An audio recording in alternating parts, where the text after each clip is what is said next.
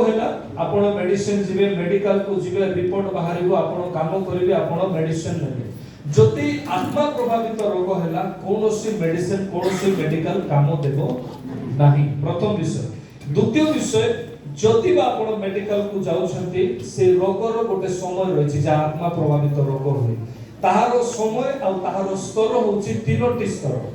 प्रथम स्तर रे अछि पेशेंट संगे संगे ठीक हेबो द्वितीय स्तर रे अछि पेशेंट 3 मास लागिवो तृतीय स्तर रे पेशेंट गले ठीक हेबा कष्टकर होय आ जदि तृतीय स्तर जदि क्रॉस करि गला ताहेले से पेशेंट ठीक कदापि नै पारिबो नै थोरे भी